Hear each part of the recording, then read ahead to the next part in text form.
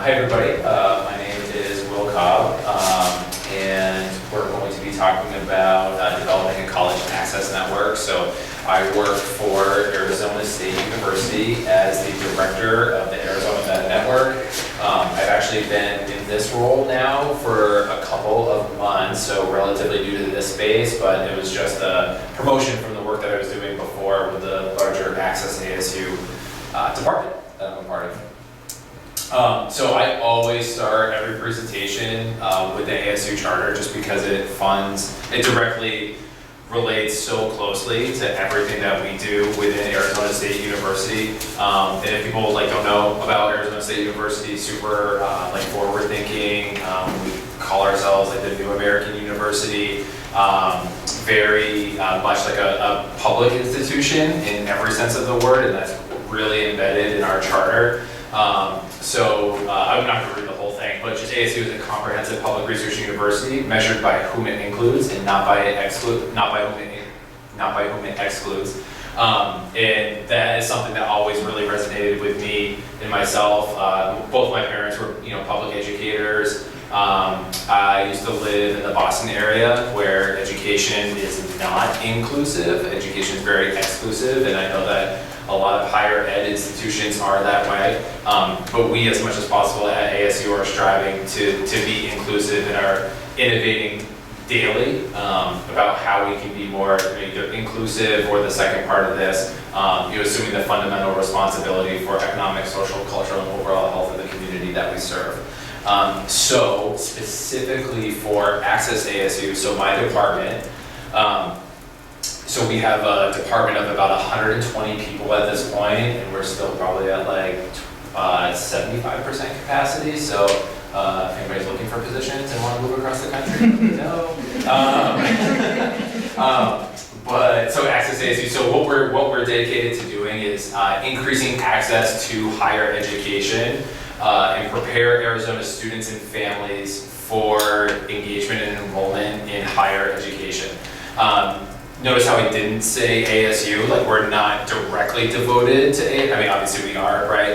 We do have our own app admit enroll numbers that we're trying to hit, but at the same time, we're really pushing students and families towards higher education. And we do that through strategic K-12 partnerships and also community partnerships.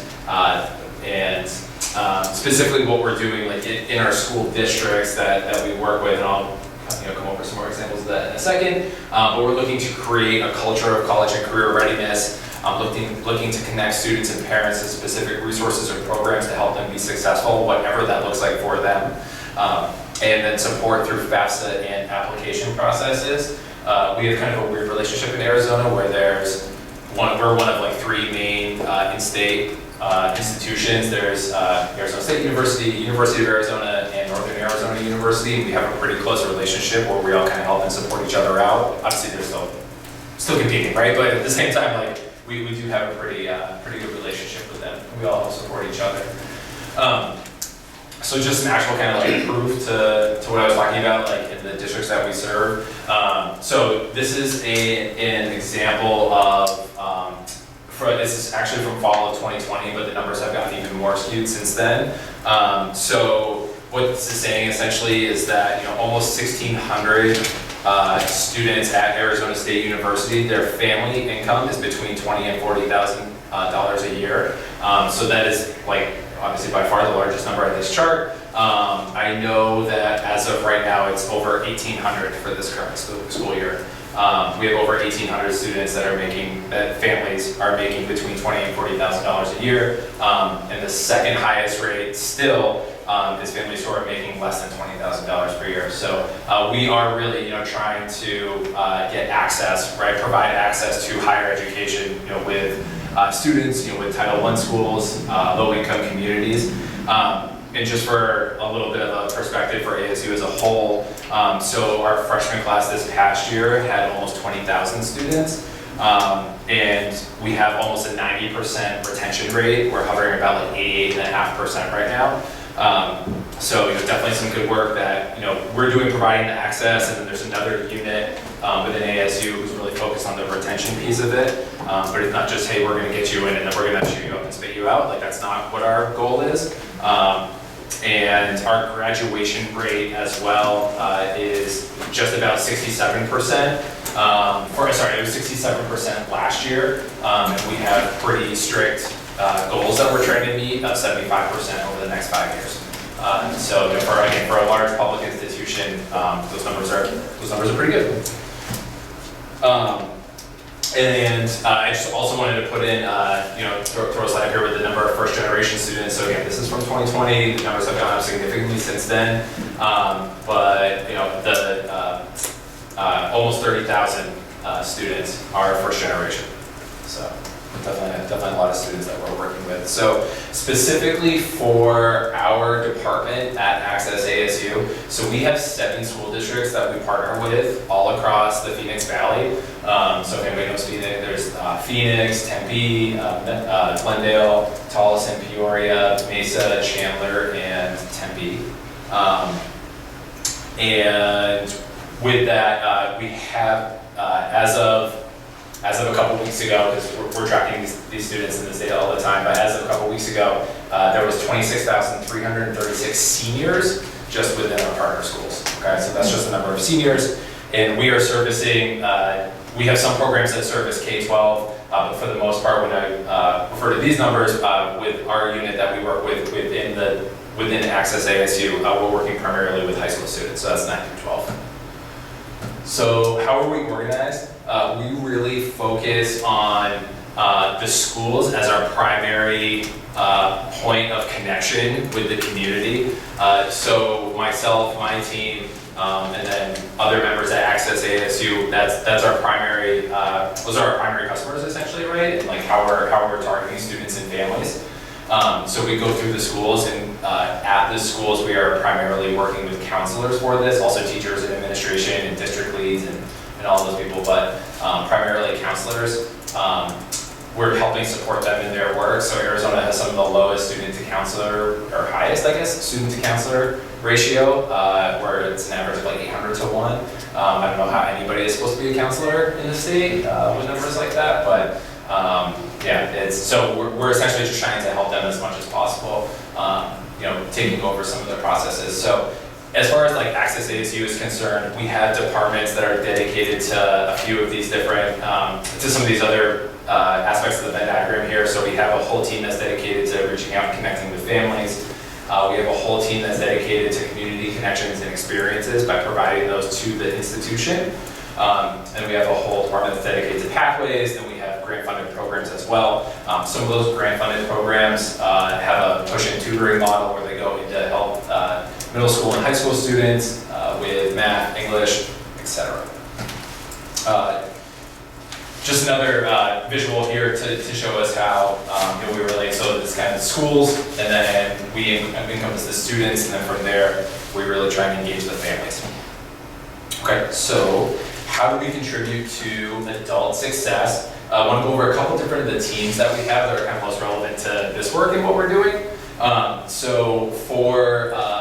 We have 4 program managers that are across all of those districts that I mentioned, so across those 7 school districts, and they have high school grade level workshops that they do where they teach students about not only college applications, not only financial aid and FAFSA, although there is a lot of support with that as well, but also soft skill development for college and career success, things like stress management and personal branding, things like that. And then our school partnerships team also helps with application and FAFSA support. We have another department called Leverage AZ, in which they're really trying to bridge the connection between careers and high school students. So over this past fall, 400 students participated in their event. So essentially what they do is they go in and they do like a high school takeover. So we did this with a school in our district that had 450 juniors that they worked with. And they went in, they had kind of like a conference like we did, like we're doing right now. Different workshops set up for, applications, interview techniques, writing a resume, things like that, different workshops for students. And then they also had industry partners come in, Bank of America, Wells Fargo, just to name it, Intel, just to name a few, to talk about what it is that they're looking for, potentially from high school students or future employers of theirs. So definitely, trying to bridge that connection. Super successful, a long day, obviously, but a really fun day and a great way to connect. So they're definitely, doing a lot of great things. And then specifically, I want to talk about, selfishly, talk about the work that I'm doing a little bit as part of the Arizona Meta Network. So it is a network for school improvement, so it's an NSI. It is a Gates, Bill and Melinda Gates Foundation grant. And what we're primarily focused on is increasing access to higher education with key outcomes for Black, Latino, and low-income students. We do this through college entrance exam preparation, FAFSA completion, well-matched post-secondary applications, as well as enrollment support. And so we have kind of 3 teams that we're working with. So we have district support teams. Part of that comes from myself and the team that I work with at the university, and then part of that team also comes from the district. And then we have school working groups, and we also have college advisors who are embedded at the high schools. And those college advisors are actually current ASU students who are trained in FAFSA or trained in college applications to help guide and support students through the process. So when we started the Meta Network, our theory, so this is we're currently in year 4 out of a 5-year cycle, and then we have like a year 6 no cost extension that we're working on for the following year, but currently in year 4 or 5. And so the theory was that if all schools can engage in a structured data routine, then there will be an increase in FAFSA completion percentage at the schools. That's been our testing theory now for a couple years. So going back to this slide, primarily what we've been focusing on is FAFSA completion. And the numbers, from what I know of at least, is that a student's like 84% more likely to go to college and university if they fill out a FAFSA. So we're using that as our primary indicator going forward. The purpose of this is to utilize data efficiently to maximize the existing school resources, providing equitable opportunities for marginalized students. When I spoke about the student to counselor ratio, right, being 800 to 1, when you're working with a student population at that size, we're trying to streamline that process as much as possible. So in doing so, the data component to this is really huge in order to, again, just create and maximize efficiency. And then our goal will be that 24 to 24 schools will be able to build a spreadsheet and run a data routine. We are currently meeting our goal, but as you know, working with schools, working with people, right? Sometimes things can fluctuate depending on staff changes and things like that. But currently meeting our goal. So what does a data routine actually look like? So for our schools that we work with, they take a senior survey at the beginning of every year, and all that gets imported into a senior data spreadsheet. And then we have different intervention points to assist students throughout the way. So there's a school team that does a check-in in which they review data to identify students for follow-up and support. So that school team consists of the administrator, a team lead, a data lead, and a coach. And that coach is one of my staff that's there. So that comes from Access ASU, that comes from the grant funding. And then, so that school team check-in is all of them collaborating together, working with the data. They have different data protocols that they go through in order to talk about different students to target. How can we meet our metrics? How can we work towards our goal? From there, there's a separate squad. And the squad is the one that's focused on the action items and the follow-up. Because someone who might be a really good coach or someone who might be a really good support for a student may not necessarily be a member at that school. Maybe it's a track coach, or maybe it's the drama teacher. Or, you know what I mean? Like there's all these different people. 5 minutes is what that is. Okay, perfect. So with the squad, it's kind of like who's actually doing the work and who's going out and meeting with the students and creating that point of intervention. From there, the squad will follow up with an individual student, and we basically ask the question, did the student complete the task? So primarily what we're focusing on this is FAFSA, again. So has the student completed the task for FAFSA? If the answer is yes, then they're going to update the data in the senior spreadsheet, and then they're going to, and the cycle is going to start over again. Okay. If the answer is no, then it goes back to and the squad has to keep following up with their prospective student until they actually complete the task. So with this is a pretty big data component. One of the things that we have struggled with, I would say, for transparency and discussion, one of the things that we've struggled with is really working with, counselors, working with teachers, administrators who aren't data trained to like build and maintain these spreadsheets.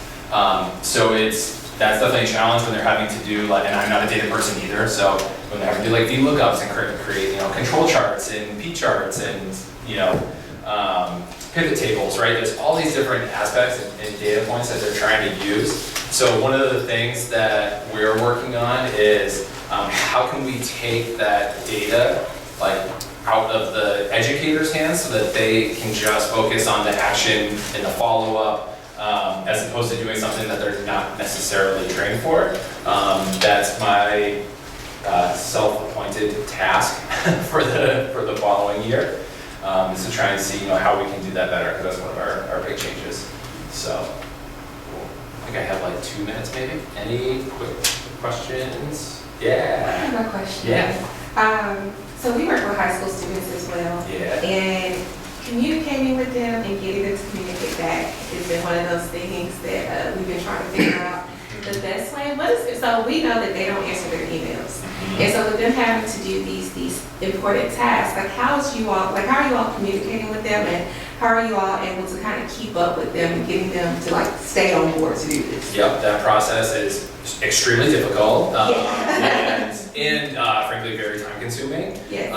The way that we have it now is, we have like a kind of first point of contact, which is an email. If the school has an SMS like texting option, they'll do that too. We don't have access to that, that's primarily through the school. But again, that's where like in these school team check-ins that we do, we can come up with the students that they're trying to target, and then it's up to the school staff to try and figure out the best way to target them. So in a way, kind of putting it on the school. What we do is we essentially generate like, when you like really boil it down, essentially it's generating a list, and then our college advisor, who is in a lot of times the one that's actually helping them with the FAFSA and the application support. So once they have their list, the counselor or the college and career professional pro staff member that's at the school will actually write passes for the students to come down. So, in a lot of times they don't even necessarily know that they have to come down, right? It's just like, oh, I got this pass, like I gotta go to the college and career center so that way I can do this follow-up. So if they don't respond to email, if they don't respond via text, we'll just write them a pass. And obviously you get like attendance and things like that, but yeah, trying to take it like out of their hands. And the return rate on like the pass and calling students, either out of class or study hall, something like that is pretty high.